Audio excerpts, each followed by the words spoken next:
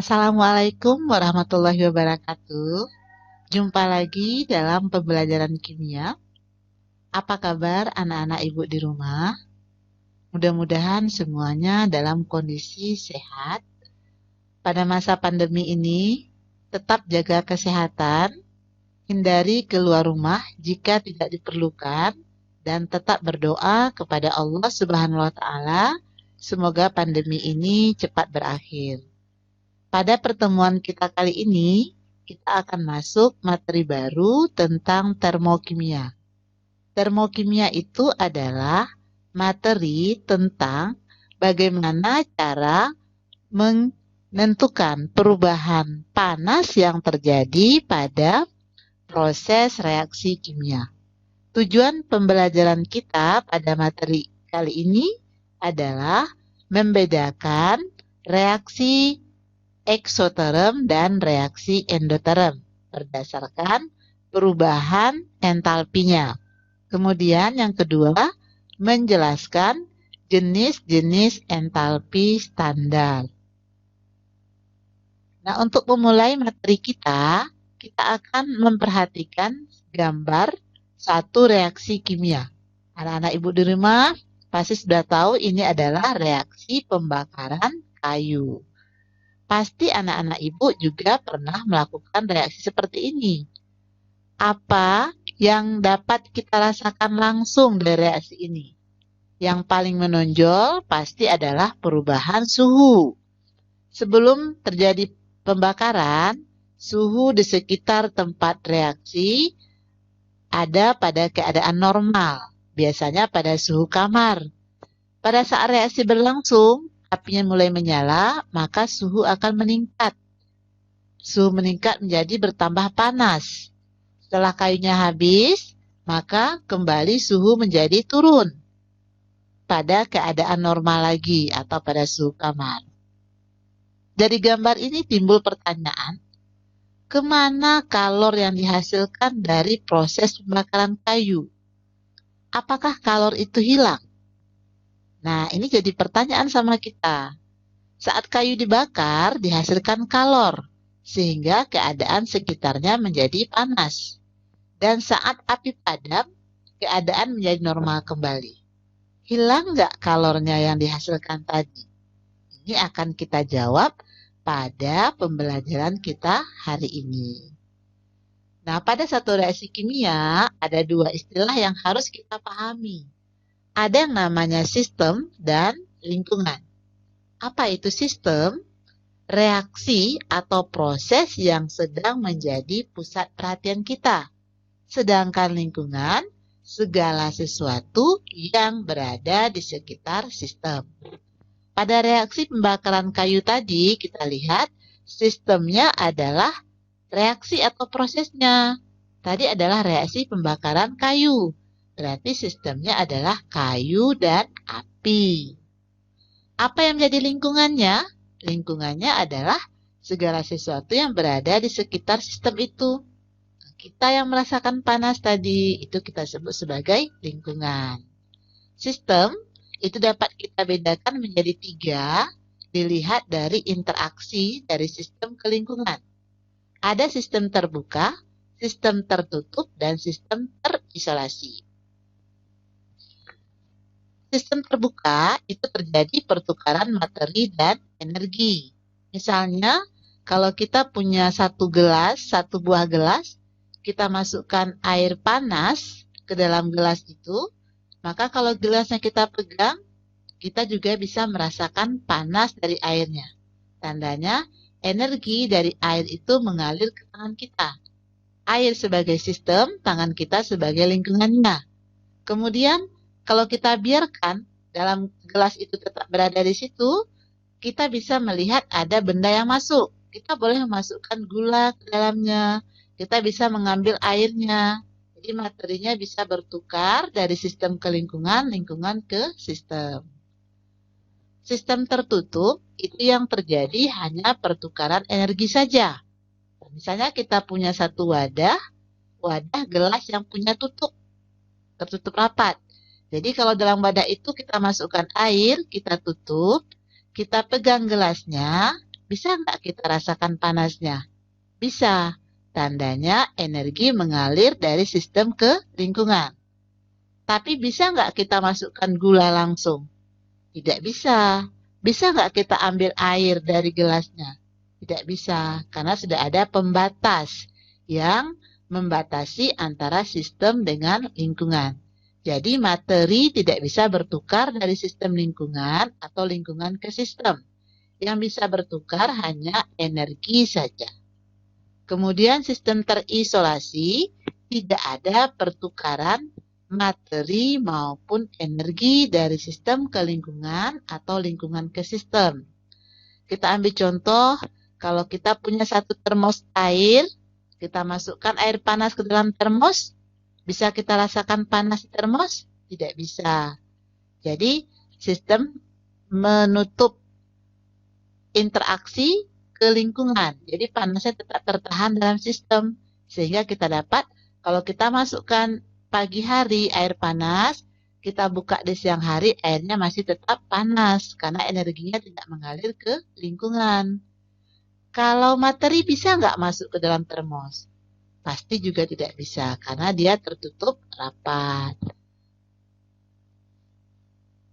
Jadi, dari sistem dan lingkungan tadi, kita akan lebih lanjut membicarakan tentang termokimia. Di termokimia, seperti Ibu sampaikan tadi, kita akan berbicara tentang panas yang menyertai suatu reaksi kimia. Nah, pada prakteknya, termokimia ini lebih banyak berhubungan dengan pengukuran kalor atau panas yang menyertai suatu reaksi kimia, atau proses yang berhubungan dengan perubahan struktur zat, misalnya perubahan wujud atau perubahan struktur kristal. Kita mengambil contoh, misalnya seperti kita ingin merubah wujud suatu zat.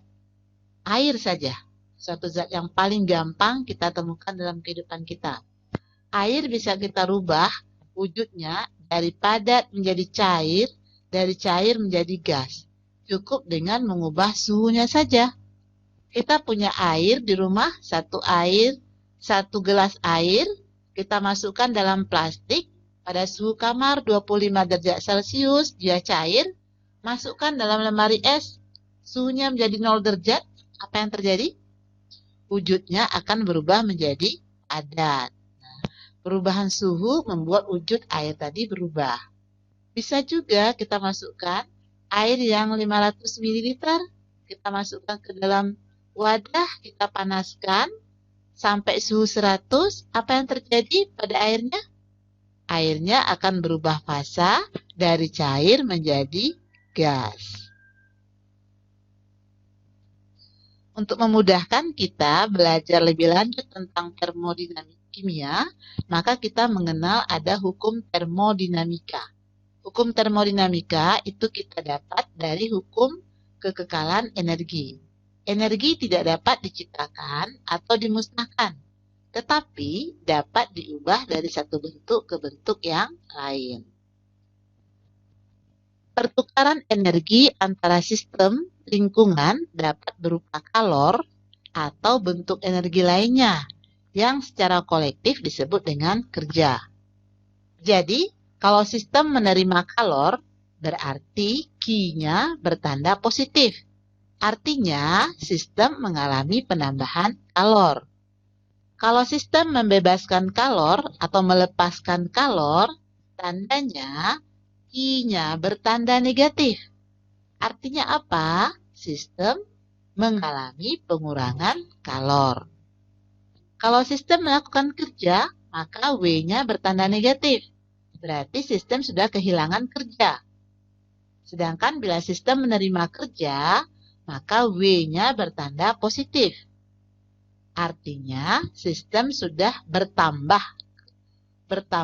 kerjanya karena sudah menerima kerja dari luar sistem atau lingkungan. Nah, untuk melihat bagaimana suatu reaksi kimia itu berhubungan dengan panas, maka kita mengenal adanya bentuk-bentuk energi. Seperti yang kita ketahui, energi secara umum dapat kita bedakan dari energi kinetik dan energi potensial. Nah, keduanya ini merupakan pembagian dari energi, pada materi kita itu lebih sering kita sebut dengan energi dalam atau kita sebutkan dengan U.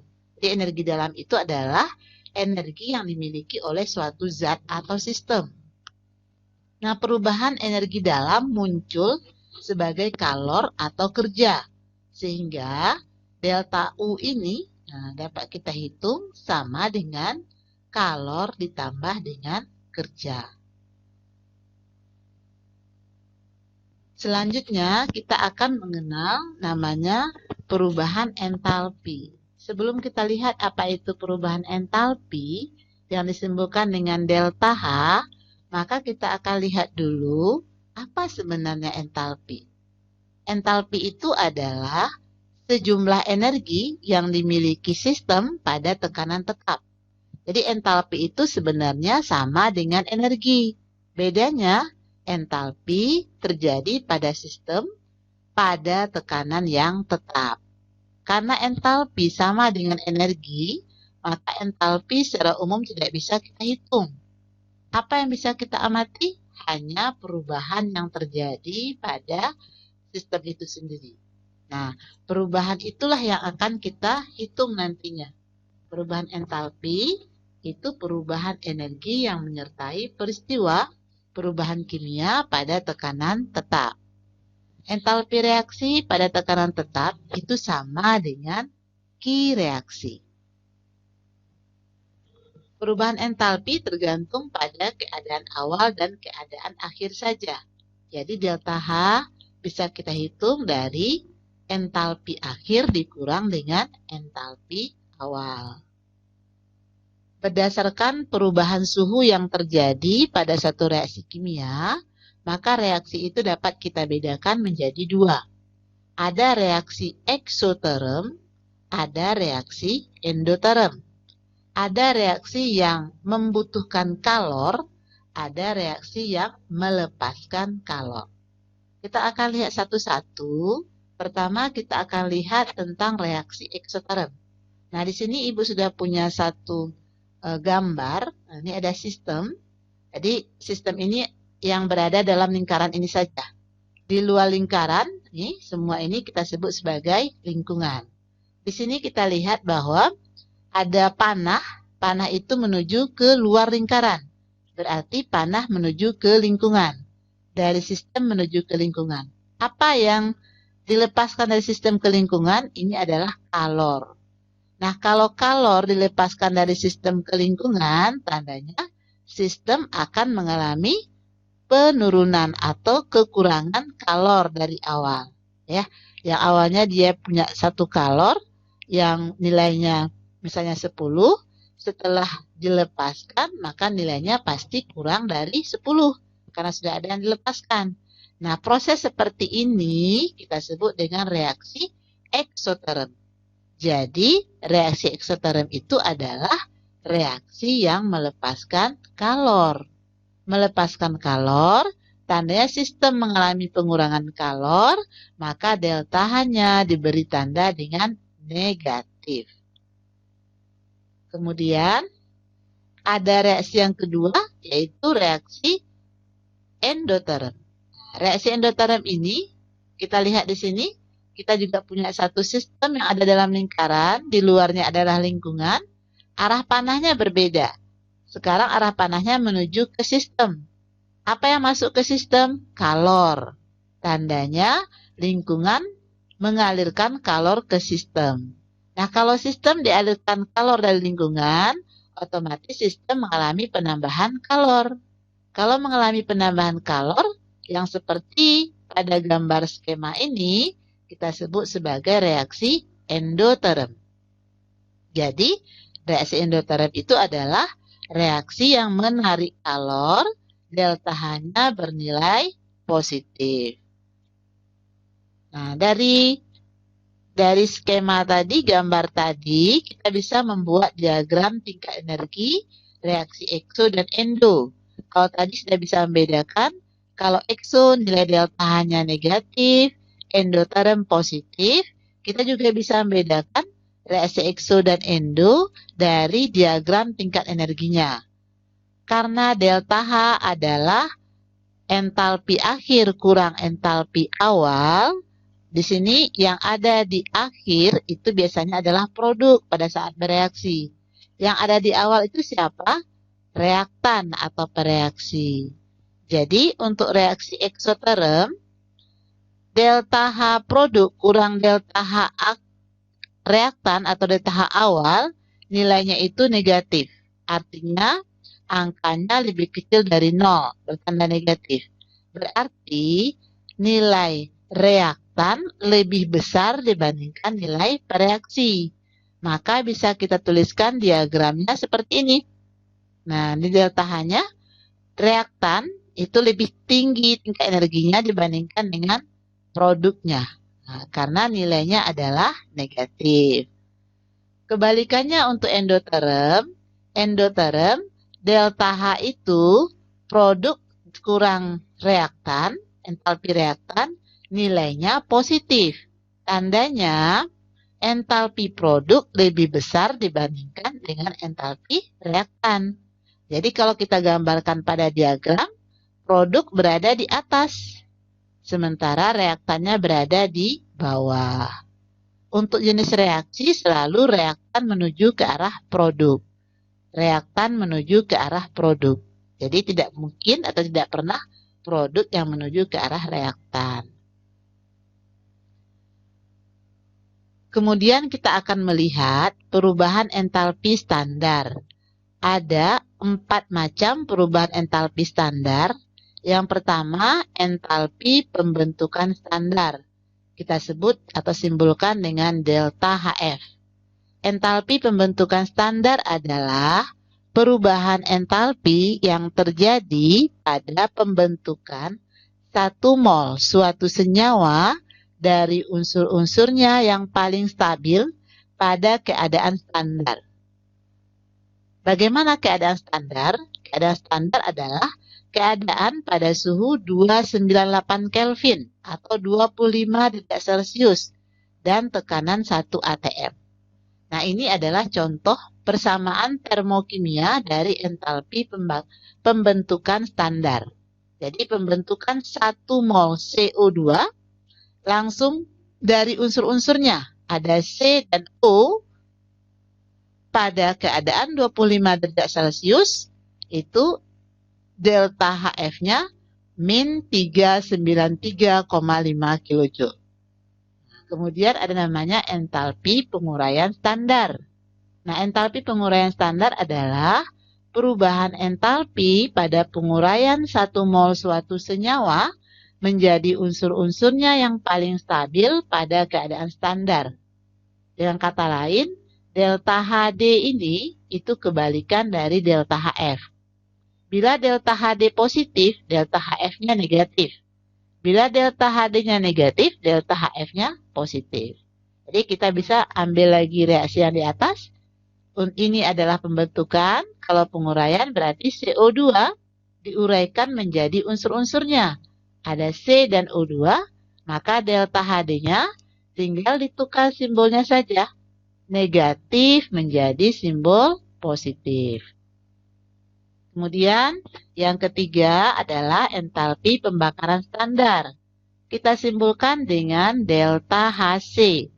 Pembakaran standar berarti perubahan entalpi yang terjadi pada pembakaran 1 mol suatu zat secara sempurna pada keadaan standar. Ingat, kita sudah belajar tentang pembakaran sempurna dan tidak sempurna. Pembakaran sempurna ditandai dengan dihasilkannya gas CO2. Jadi, kalau reaksi pembakaran, reaksi yang melibatkan O2, karena ini pembakaran sempurna, maka hasilnya selalu ada CO2. Di sini kita lihat CH4 dibakar menghasilkan CO2 dan H2O. Kita setarakan reaksinya, yang mesti diingat koefisien CH4 harus bernilai 1. Karena pembakaran standar, pembakaran 1 mol suatu zat. Di 1, yang lain disesuaikan saja dengan koefisien CH4. Delta HC-nya min 802 kJ. Bagaimana kalau CH4-nya koefisiennya 2? Maka semua ini harus kita kalikan 2, termasuk nilai delta Hc-nya juga. Kemudian yang terakhir ada entalpi netralisasi standar. Ada kata-kata netral. Nah, apa itu entalpi netralisasi standar atau delta Hm? Itu perubahan entalpi yang dihasilkan. Ini selalu nilainya eksoterm ya. Nah, merupakan reaksi ekso pada reaksi penetralan asam atau basa pada keadaan standar. Jadi ini lebih ke reaksi asam basa ya. Misalnya ini ada basa NaOH, kita reaksikan dengan asam HCl, menghasilkan NaCl tambah H2O. Delta H-nya min 890,4 kJ. Nah, ini kita sebut reaksi eksoterm karena tandanya adalah negatif.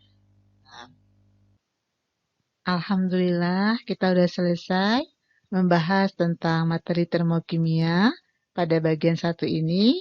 Anak-anak ibu di rumah pasti sudah bisa menjawab permasalahan yang ada di awal pembelajaran kita. Kemana kalornya hilang pada proses pembakaran kayu tadi? Ya, pasti sudah ada yang bisa ya. Jadi, kalor tidak ada yang hilang. Kita ikut pada aturan azas kekekalan energi atau hukum termodinamika pertama. Tidak ada energi yang bisa diciptakan dan tidak ada energi yang bisa kita musnahkan. Tetapi hanya bisa kita rubah dari satu bentuk ke bentuk yang lain. Jadi, kalor yang ada pada lingkungan tidak hilang, tapi dia mengalir ke sistem. Demikian juga, pada saat kita merasa dingin, tandanya sistem sudah menarik kalor dari lingkungan. Kalau kita merasakan panas, tandanya lingkungan sudah menarik kalor dari sistem. Oke, terima kasih untuk perhatiannya. Mohon maaf atas kata-kata Ibu yang kurang jelas. Kemudian jangan lupa tetap berdoa, semoga pandemi ini cepat berakhir. Semoga apa yang kita pelajari hari ini mendapat berkah dari Allah Subhanahu wa taala. Amin ya rabbal alamin. Wassalamualaikum warahmatullahi wabarakatuh.